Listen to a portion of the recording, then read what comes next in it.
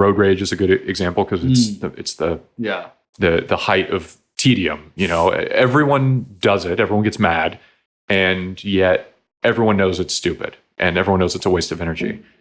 But sometimes it feels good. It feels good to be righteously indignant. You know, you look at this asshole, right? Yeah.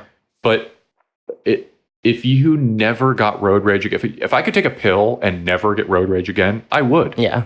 And because I know I hate it, and yet in the moment, I think, well, look at me out here driving perfectly, you know, like this model citizen, and scorning people around me who I have no idea why they cut me off. They might have a pregnant lady giving birth in the back seat that they're rushing to the hospital. Yeah. You know, I don't know. So, or maybe not, or maybe the jerk in front of me makes me mad for 5 minutes, but he pisses everybody off 24 hours a day. You know, I'd rather be me. Yeah, and yet it's totally lost on me that I'm suffering. What is while we're on this, because I've talked about it in a different podcast, what is the deal with road rage? Why is it such a like... What is the deal? I mean, you sound like Jerry Seinfeld. Why? Yeah, I know. It's like, hey, what's the deal with? But it's such a fucking problem. Like, why do when people get in their cars become complete assholes? Good question. I have a theory, actually. What's your theory? So I've thought about this a lot, and this has a lot. I know this sounds really funny. No, I've thought about it because it's just such a weird thing. I've been doing research on this. No, I'm just kidding. Yeah, right. I've done studies out in the field. I've done studies on it. I'll pull people over and I'll go, what just happened back there? Yeah, what were you feeling? I'll follow them to the parking lot of their work and tell me. write them down. One part of it, and I'm not sure this is even most of it, but some of it to me feels like a hindrance of freedom.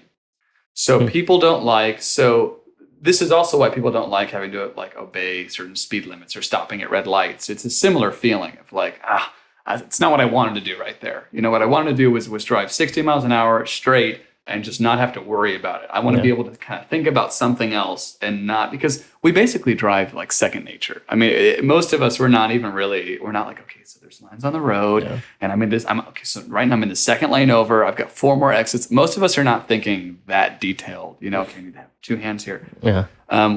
It's become second nature. I think what happens is we get in that autopilot and then someone cuts you off and it forces you to get back into like first person, like first mode of thought. Like this is what I'm doing now. And I was doing something else and now you brought me back here, and I don't want to be on the road right now in my head. I want to be somewhere else. That's more interesting. Yeah, right? that's probably so that might be part of it, is it's someone else has kind of shifted your consciousness in a way that you didn't want. Yeah. And the other thing I think has to do with freedom, where it's like, it's kind of a freeing feeling to be on the road. You're flying down the road and you're doing your own thing, and you can go in any lane you want. You can drive at any speed you want within reason. You know, and it's fun, right? Yeah. You wanted to do this, and now they had different plans for it.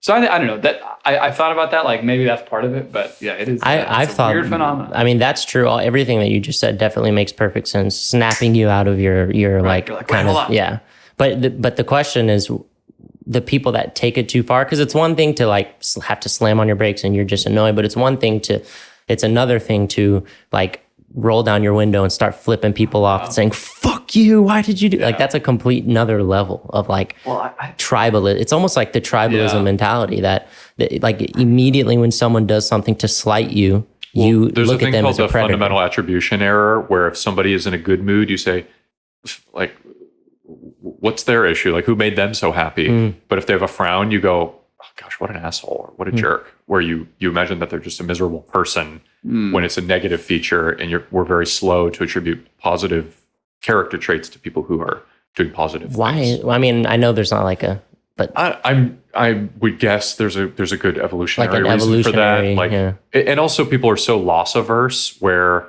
good things may happen and that's cool and everything, but losing, like if I said you stand to gain $700 or lose $300, and I give you this $1,000, you're gonna face that very differently. Or you could save 700 lives, but you'll kill 300 people, that kind of thing. Yeah.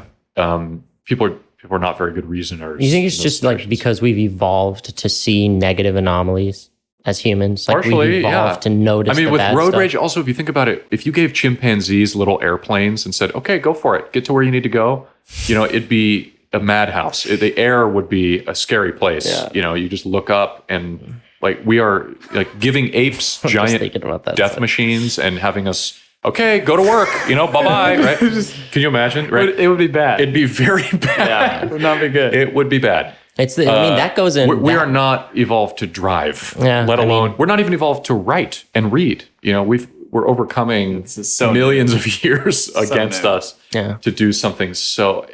People are bad. People are forgetful and inattentive. Yeah, and it's a miracle we haven't died in a car accident. That's the thing. True. That's the other thing is I was going to say it's also life threatening. So there are very few things scary and anonymous. It seems like people just don't think about that. Like when you're in your car, like if you really understood how dangerous it was, I mean, we are in these. People would be more careful. You would think. At least you would hope. This is why we lose upwards of 30,000 people every year in America. I think car accidents kill more people than people kill people. Yeah, right. I think worldwide. It's insane.